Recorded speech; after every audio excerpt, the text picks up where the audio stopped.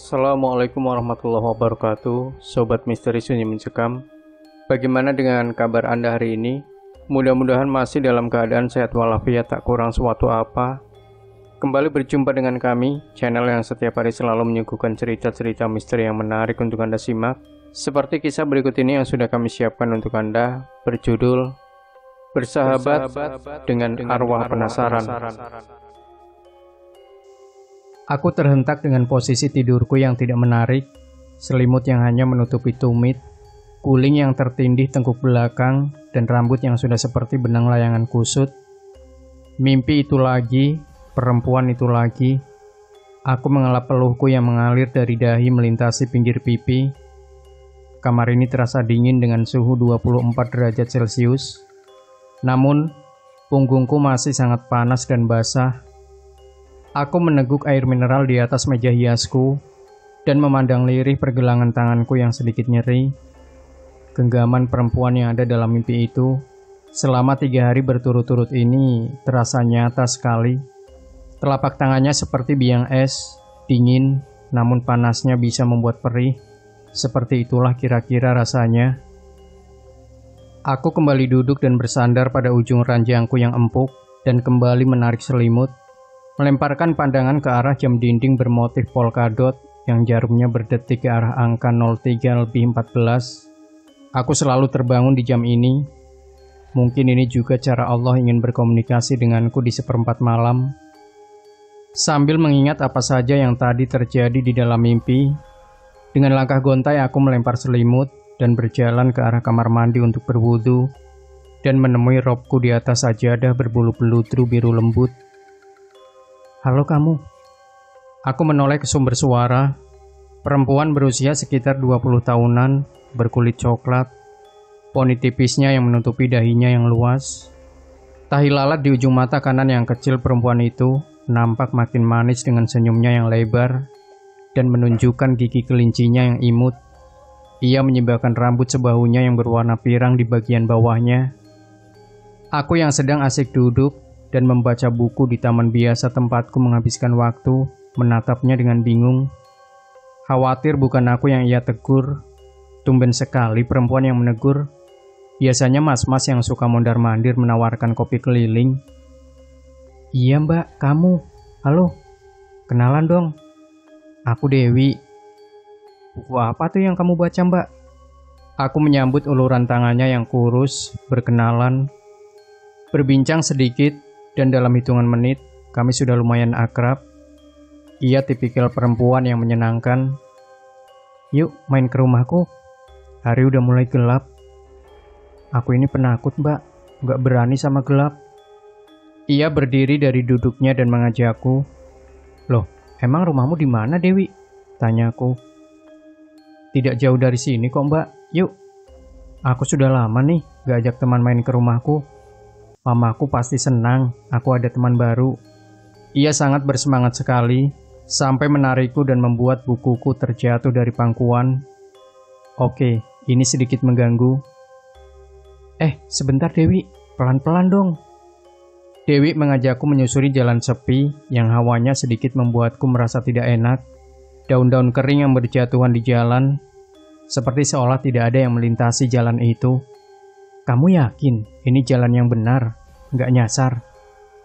Aku celingak-celinguk memperhatikan kanan kiri jalan yang rimbun dengan pepohonan, dan suara rantingnya yang bergesekan karena angin petang membuatku sedikit bergidik.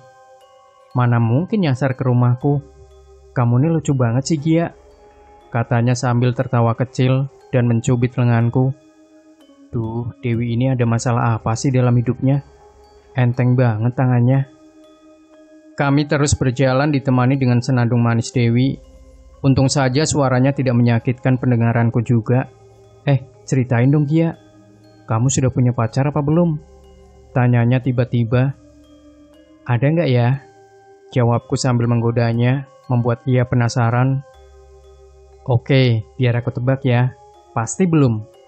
Karena kalau sudah, nggak mungkin kamu duduk merana di kursi taman sendirian sambil baca buku kayak orang aneh yang asik sama dunia sendiri.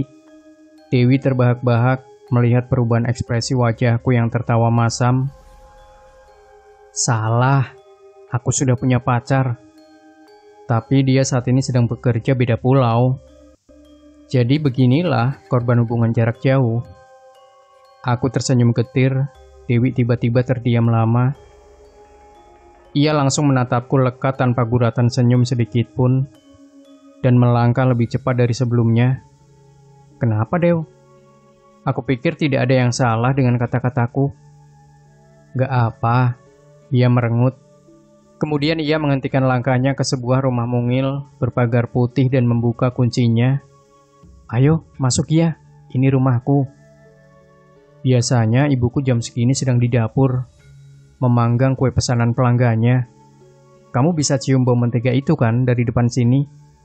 Ia kembali menjadi Dewi yang bersemangat dan menarik kembali lenganku yang rapuh ini kuat-kuat hingga masuk ke dalam rumahnya. Aku duduk di sofa merah yang bantalannya sudah lapuk dan turun karena sering diduduki. Ruang tamunya sangat unik dan mataku tertuju pada sebuah piano tua yang sudah termakan usia, namun sangat indah dan masih bisa digunakan. Seolah tahu apa yang aku pikirkan, Dewi menghampiri piano itu, kemudian mulai menjentikan jarinya ke tombol-tombol putih hitam di atasnya. Aku suka mainin ini, piano peninggalan nenekku. Aku belum cerita ya, aku ini penyanyi. Mau dengar aku nyanyi sambil main piano? Aku belum sempat menjawab pertanyaannya, ia sudah dengan lincah menghampiri piano tersebut dan bernyanyi dengan suara yang indah. Sumpah, suaranya membuat bulu kuduku meremang. Tidak, ini bukan bulu kuduk seperti saat aku menyentuh getaran hantu atau penampakan, tapi ini bulu kuduk yang sama jika aku menonton acara kompetisi bernyanyi di layar TV.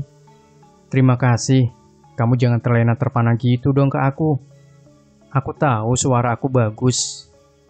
Kamu indigo ya? Bisa-bisanya dari tadi mencerocos terus tentang apa yang lagi aku pikirkan. Sahutku sedikit sebal. Yang indigo itu kamu, Gia. Gimana sih? Suaranya tiba-tiba memudar dan berganti dengan suara dentuman yang lumayan memekakkan telinga dari arah belakang. Apa itu? Tanyaku kaget setengah mati. Ibuku itu pasti, jatuhin piring lagi. Biasa deh. Bentar ya Gia, aku ke belakang dulu. Sekalian bawain kamu minum. Ia berlari kecil ke arah belakang rumahnya yang terhalang lorong kecil, melewati beberapa ruangan hingga tidak terlihat lagi. Selagi menunggu Dewi datang, aku memperhatikan sekitarku. Aku menyukai segala sesuatu yang ada di ruangan ini dengan gaya klasik. Keluarga Dewi pasti punya selera bagus dalam penataan barang-barang antik. Rumah mungil seperti ini disulap dengan seminimalis mungkin dan bisa terlihat luas. Aku berkeliling memandangi beberapa bingkai foto yang terpajang di temboknya yang dicat kuning pastel. Ada satu bingkai foto indah paling besar dengan hiasan terbuat dari kayu yang diukir di pinggirannya. Foto keluarga lengkap. Ini pasti ibunya, memakai kondi dengan kebaya merah cerah sewarna dengan bibirnya. Rambut disanggul indah ke atas. Ternyata Dewi mewarisi mata ibunya yang kecil, yang ketika tersenyum hanya seperti segaris saja. Yang gagah ini pasti ayahnya. Kumis mentereng dengan alis mata lebat yang juga diwarisi ke Dewi, memakai setelan jas abu-abu tua yang terlihat sedikit kebesaran di bagian lengannya, dan di tengah-tengahnya ada Dewi, terlihat lebih gemuk di foto ini daripada aslinya. Oh, ia anak satu-satunya di keluarga ini. Ia menggunakan gaun yang senada dengan ibunya. Senyumnya yang berapi-api itu sepertinya memang sudah bawaan dari lahir. Aku tersenyum tipis melihat aura kebahagiaan yang terpancar hanya dari foto itu saja. Namun sepertinya ada sesuatu yang tiba-tiba aku rasakan.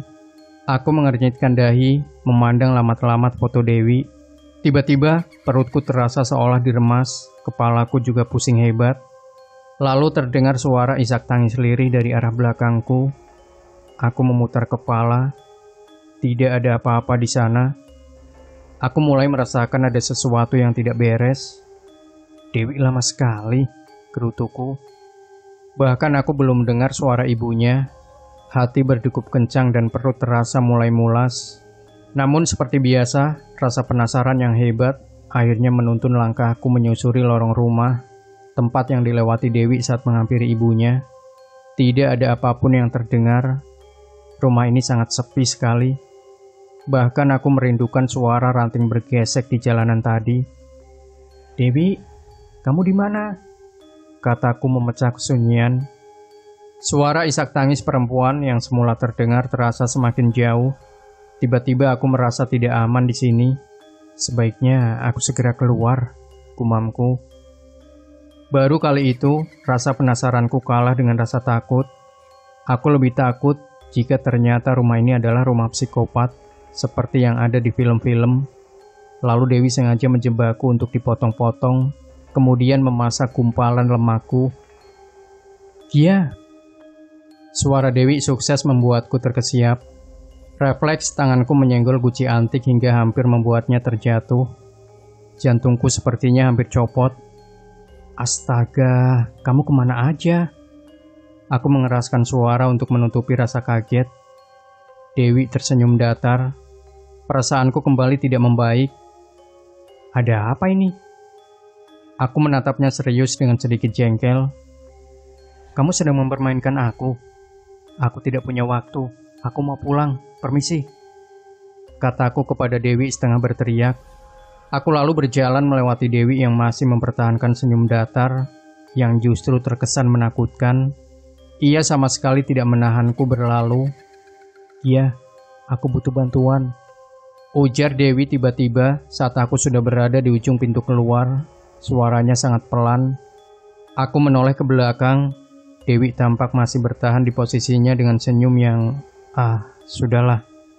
"Hentikan senyum menyebalkan itu kalau kamu mau aku bantu," kataku kepadanya. Ternyata permintaanku salah. Dewi merengut. Wajahnya terlihat pucat dan air matanya keluar dari sudut mata. Bukan air mata, tapi itu adalah darah. Ya, air mata darah. Aku merasakan ketenangan ketika sudah menunaikan kewajibanku, mengirimkan doa dengan husuk untuk Dewi. Aku melipat mukena lalu naik kembali ke atas kasur, membaca buku hingga menunggu adzan subuh. Wajah Dewi terngiang-ngiang di kepalaku. Mimpi yang sangat terasa nyata hingga aku bisa terperdaya olehnya. Dan lenganku yang membiru karena cubitannya masih samar membekas, pun pergelangan tanganku. Padahal aku pikir-pikir bisa bersahabat baik dengannya. Nasibku memang rada tidak bagus jika sudah berurusan dengan makhluk halus. Permintaannya menurutku tidak masuk akal. Aku yakin setelah hari ketiga ini ia mengunjungi mimpiku, pasti dia tidak akan mengulanginya lagi. Dan aku berharap ia tidak meminta bantuan konyol seperti itu lagi.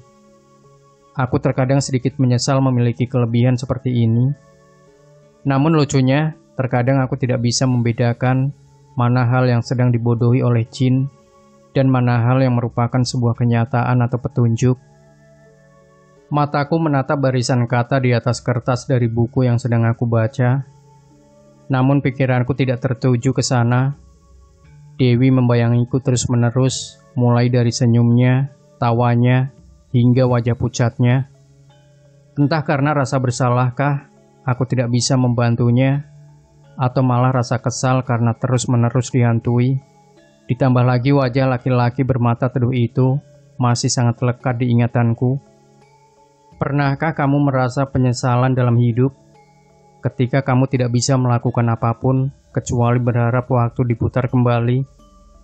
Dewi dan aku kini duduk di sofa depan tadi, namun tidak dengan suasana seperti semula tadi. Tentunya setelah aku tahu dia bukan manusia. Untungnya ia berbicara denganku tanpa air mata atau darahnya tadi. Setelah aku mengomelinya untuk segera menyekanya dan menampakkan wajah termanisnya saat masih hidup jika ia ingin aku bantu. Semua orang mengalaminya, dan apapun di dunia ini tidak ada yang tidak mungkin dilakukan kecuali memutar 1 detik ke belakang. Jawabanku membuat Dewi terdiam dengan tatapan kosong sambil meremas kalut lututnya. "Aku ingin hidup kembali, Kia. Bisa bantu aku?" Aku menganga, kemudian memutar bola mataku. "Sudahlah, Dew. Aku mau pulang." Ini antara aku yang sudah gila, atau ada makhluk halus yang gila sepertimu? Aku berdiri dari sofa, dan lagi-lagi Dewi menarik lenganku kencang dan dingin. Aku melepasnya dengan tidak sopan.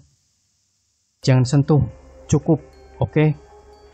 Aku duduk lagi. Peraturan pertama, kamu cukup bercerita tanpa menyentuh atau menarikku tidak karuan, atau aku pulang, bahkan mengusirmu. Mengusir hantu sudah jadi kemampuanku. Peraturan kedua, kamu tolong bicara lebih rasional, walaupun kamu makhluk yang tidak rasional, dan aku akan menentukan aku bisa membantumu atau tidak. Ketika aku sanggup, aku akan membantu. Kalau tidak, jangan ganggu aku lagi, mengerti? Sekarang jelaskan kenapa kamu minta dihidupkan kembali. 1, aku bukan Tuhan. Menghidupkan orang meninggal bukan kemampuan manusia. Itu sangat jauh di luar batas. Jika aku bisa, aku akan menghidupkan papaku kembali. Aku menegaskan setiap kalimat yang aku ucapkan dan tersendat di bagian akhirnya. Dewi mengangguk ragu. Aku mencintai seseorang, namanya Hanif. Ada sedikit jeda di sana. Dewi seperti menahan kesedihan mendalam. Aku meninggal 8 tahun yang lalu. Aku diperkosa dan dibunuh dengan sadis. Kamu bisa cek kronologisnya di koran sekitar 8 tahun lalu. Aku tidak sanggup menceritakan dan menunjukkannya padamu. Aku merasakan energi traumatis dan kematiannya yang tidak wajar mengalir dan ikut menyesakan dadaku. Hanif adalah anak seorang kiai yang punya pesantren di daerah Kediri. Ia punya mata yang teduh dan kalimat yang selalu menenangkanku. Hanya satu hal yang buat aku sebal dengannya. Ia selalu menyuruhku untuk menutup aurat, berhijab. Aku tidak suka ia bicara seperti melihatku dengan aurat kemana-mana. Seolah-olah aku ini perempuan murahan saja. Padahal kemana-mana juga aku selalu pakai baju panjang seperti ini. Tapi ia selalu mengajariku hal-hal baik, bahkan mengaji. Ia selalu mengajakku ke masjid kecil berkubah perak di halaman pesantren ayahnya untuk mempertemukan aku dengan perempuan-perempuan berhijab yang mengajinya lebih pandai dariku. Hanif bilang suaraku bagus saat menyanyi. Pasti lebih bagus jika dipakai mengaji. Tapi aku masih harus banyak belajar. Dan aku berpikir, Hanif tidak mungkin suka denganku yang seperti ini, dibandingkan dengan perempuan-perempuan berjilbab menjulur panjang dengan senyum merkanya itu. Aku masih terdiam menunggu Dewi melanjutkan ceritanya. Sebenarnya aku sangat haus, tapi tidak mungkin aku minum sesuatu yang dibawakan oleh hantu. Sampai akhirnya, hidupku harus berakhir dengan tragis. Dan bertahun-tahun ini, aku tidak bisa beranjak dari pohon rambutan di depan masjid yang biasa didatangi Hanif. Tapi sayangnya, tempatku biasanya memperhatikan Hanif keluar masuk setiap hari ke masjid itu ditebang manusia-manusia penakut yang merasa terganggu dengan kehadiranku. Sial, mereka menyebutku dengan kuntilanak. Ngomong-ngomong, hantu yang mendiami pohon itu memang kuntilanak, kataku. Tidak. Mereka lebih jelek, bau dan menyeramkan. Baju putihnya kebesaran, dan rambut panjang sasak andalannya itu. Aku tentu jauh lebih bagus dari mereka. Timpal Dewi merengut. Iya, terserah aja. Lanjut. Jawabku singkat. Dewi menyilangkan lengannya di dada, tampak raut wajahnya sangat kesal. Aku bukan kuntilanak, tapi pohon rambutan itu memang adem, tuturnya. Dewi lalu bercerita bahwa sekarang ia punya jarak yang lumayan jauh dari Hanif. Ia tidak bisa mendekati Hanif. Bahkan jarak 5 meter saja sudah membuatnya mau muntah. Kendati demikian, ia suka dengan perubahan Hanif dari tahun ke tahun. Menurutnya ia semakin terlihat dewasa. Dewi juga bercerita bahwa belakangan ini, ia melihat Hanif datang ke masjid tidak sendirian. Terkadang ia menggendong anak laki-laki bertubuh mungil dengan jalan yang masih terseok-seok. Wajah anak itu manis, persis Hanif versi kecil. Tapi anak itu menyebalkan. Ia selalu menangis hebat kalau melihatku dari kejauhan. Padahal aku sudah melempar senyum seramah mungkin. Dan gara-gara itu, Hanif memutar ke jalan lain yang tidak bisa aku hampiri. Jelas Dewi. Dewi mulai terisak, suaranya lirih dan terdengar menyeramkan. Aku sadar sekarang aku bukan manusia lagi, Gia. Entah sampai kapan aku terombang-ambing begini. Mungkin sampai ada yang bisa membantuku. Dan sepertinya aku sedikit berharap kamu bisa. Lanjutnya. Sejujurnya aku sedikit geli mendengar cerita Dewi. Aku ingin tertawa, tapi sedih juga. Ingin sedih, tapi lucu juga. Jadi kamu mau aku bantu apa? Kataku kemudian setelah berhasil menahan rasa ingin tertawa. Tangisan Dewi yang semakin lirih berhasil membuatku sedikit prihatin. Tolong temui Hanif, sampaikan kepadanya bahwa aku sayang sekali sama dia. Hanif adalah satu-satunya lelaki yang ada di hatiku, setelah ayahku tentunya, tutur Dewi. Ia menghentikan percakapannya sebentar. Lanjutnya, ia laki-laki yang bisa menyentuh hatiku, dan aku ingin meminta maaf karena tidak sempat pamit sebelum pergi. Aku ingin sekali dia tahu kalau selama 8 tahun ini aku masih menghampiri dia, dan ucapkan juga terima kasihku untuk dia. Kuburku akan terasa lapang sekali karena setiap hari aku mendengar doa dari ibu, ayah, dan juga dari dia. Dewi mengungkapkan pada malam tertentu Hanif mengumpulkan teman-teman beserta ayahnya untuk mengirimkan doa khusus untukku. Doa-doa itulah yang selalu menyejukkannya. Dan satu lagi, sampaikan juga bahwa aku tidak enak hati. Beberapa tahun lalu melihat dia mencium kening seorang perempuan bercadar dan gaun putih berkilap-kilap norak di depan kerumunan orang-orang yang berteriak kencang. Aku kesal. Katanya kemudian dengan sedikit agak kesal. Aku mengempaskan punggung ke sofa lalu membuang napas panjang. Dengan hati-hati aku berusaha menjelaskan kepada Dewi bahwa Hanif sudah menikah dan memiliki anak. Aku pun menjelaskan. Sulit menjelaskan kepada Hanif ketika tiba-tiba datang dan menyampaikan salam cinta dari kuntilanak. Iya, jaga mulutmu. Aku sakit hati mendengarnya.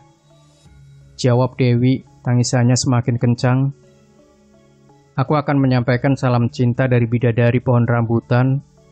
Tolong berhenti menangis seperti kebiasaan kuntilanak. Jawabku sedikit menggodanya. Kuntilanak itu ketawa, catat. Timpal Dewi singkat. Aku tidak bisa menahan tawa mendengarnya. Tingkahnya yang polos membuatku semakin terpingkal-pingkal. Terbesit rasa haru dan mengandaikan jika ia memang masih hidup. Tentu ia bisa jadi teman yang menghibur hari-hariku dengan kepolosannya. Namun aku melihat kembali wajah menyeramkan Dewi yang tiba-tiba muncul. Itu seperti wajah jenazah yang baru meninggal, pucat dan bibir membiru. Aku cukup tahu bahwa itu menandakan Dewi tidak suka dengan cara aku menanggapinya. Aku menghentikan tawaku dan menatap penuh ancaman ke arahnya agar tidak menampakkan wajah menyeramkannya. Kali ini aku serius. Ini giliranku yang bicara. Aku memintanya untuk mendengarkanku baik-baik. Dew, apa nggak ada orang lain yang bisa kamu mintai tolong daerah-daerah sana? Jarak rumahku ke Kediri itu bisa sampai 10 jam naik kereta. Tapi mungkin bisa saja, asal kamu kasih tahu alamat lengkap, masjid dan pesantren itu. Satu lagi, jangan sekali-kali kamu mencoba membodohi aku seperti hantu-hantu lain. Kataku serius. Dewi mengangkat bahunya. Masjid dan pesantren itu bercat warna hijau. Di gapura terdapat lambing seperti pedang kecil. Pokoknya di daerah Kediri dekat rumahku. Maaf, aku tidak bisa mengingat alamat lengkapnya. Maaf, aku tidak bisa mengingat alamat lengkapnya. Jelas Dewi. Aku menepuk jidatku pelan, lalu mengusap wajahku dengan perasaan gusar. Maaf Dewi, sepertinya aku tidak bisa membantumu. Aku bahkan tidak yakin ini nyata. Aku sepertinya harus segera pergi dari sini, kataku kepadanya. Dewi menatapku dengan tatapan sedih dan kecewa. Ia lalu mengungkapkan bahwa aku adalah orang ketiga yang menolak permintaannya. Aku berharap banyak darimu. Tolong aku. Aku tidak tahu harus kemana lagi. Aku ingin tenang dan tidak seperti ini. Aku sayang Hanif, katanya memelas. Aku tahu Dewi tengah berusaha membujukku. Aku juga tahu bahwa dia sangat ingin bicara banyak hal kepada Hanif. Ia lalu berandai, apabila dirinya bisa hidup kembali, tidak dalam waktu yang lama, bahkan 1 jam saja menurutnya cukup untuk kemudian mati lagi yang kedua kalinya. Dewi terisak-isak, aku tidak tega menyaksikannya seperti itu, sampai pada akhirnya mataku pun ikut berlinang. Aku ingin sekali menyentuhnya, mengusap punggungnya, dan memberikan dukungan. Tapi sepertinya jika aku menyentuhnya, aku akan merasakan kesedihan dan cerita-cerita kelam Dewi yang tidak ingin aku rasakan atau ketahui. Lagi pula, memberi dukungan untuk makhluk halus menurutku merupakan hal yang sangat konyol. Dewi, maaf sekali. Aku bukannya tidak mau bantu, tapi ini sulit dilakukan. Masjid dan pesantren dengan ciri-ciri yang kamu sebutkan di Kediri, mungkin ada ribuan, mungkin bisa puluhan tahun untuk menemukannya. Lagi pula, Hanif udah berkeluarga, jelasku. Aku menghentikan kalimatku, kulihat raut wajahnya lamat-lamat. Wajahnya masih tetap sama memelas. Lanjutku, Hanif sudah bahagia. Kasihan anaknya masih balita. Jika melihat makhluk halus bisa sakit. Jika anaknya sakit, Hanif akan sedih. Dunia Hanif dan Dewi sudah berbeda. Aku hanya ingin Dewi mengikhlaskan Hanif. Sebab jika tidak, itu justru akan membuat jalan Dewi tertahan karena hatinya sendiri. Itu juga menyakiti dirinya sendiri. Padahal ibu dan ayahnya rajin mengirimkan doa.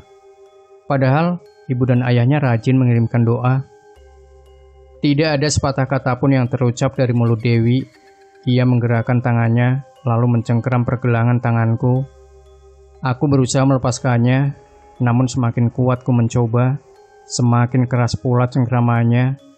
Wajahnya kembali memucat. Apa ini ucapan terima kasih? Bagus sekali memang kaum jin seperti kalian ini. Kataku kemudian. Dalam sepersekian detik, kepalaku berputar. Aku merasa seperti melihat rentetan film lama yang disetel dengan kecepatan tinggi. Melihat berbagai hal yang menenangkan hati, melihat sosok laki-laki menggunakan peci hitam dengan hidungnya yang mancung, berkulit putih. Bola matanya berwarna coklat muda, matanya teduh sekali dan dihiasi oleh bulu mata panjangnya, serta ia punya seperti bercak kecoklatan di kening sebelah kiri atas. Jika kita berjodoh, kamu harus berhijab. Suaranya terdengar halus lembut dan berputar-putar dengan campuran suara-suara dari rekaman kenangan lainnya antara Dewi dan Hanif. Perasaanku campur aduk, aku merasakan kebahagiaan, kesedihan, hingga rasa mual yang berkecamuk. Kemudian Dewi melepas tanganku. Seketika itu juga aku sudah sendirian di ruangan itu. Untungnya Dewi tidak menunjukkan sampai ke bagian dia meninggal. Ia hanya ingin memberiku informasi tentang bagaimana Hanif dan kisahnya. Yang aku tahu, dia punya darah Arab, terlihat jelas dari fisiknya. Aku akan terus mengingat betul pesan dari Dewi. Siapa tahu suatu hari nanti aku bisa bertemu dengan Hanif. Aku akan menyampaikan ini semua, entah secara langsung ataupun melalui media sosial. Siapapun yang mendengarkan kisah ini, aku serius, sampaikan pesanku untuk Hanif. Demikian Sobat Misteri Sunyi Mencekam, jangan lupa tinggalkan komentar Anda, like, share video ini, subscribe channel Sunyi Mencekam, dan kembali nantikan cerita-cerita misteri terbaru dari kami. Wassalamualaikum warahmatullahi wabarakatuh.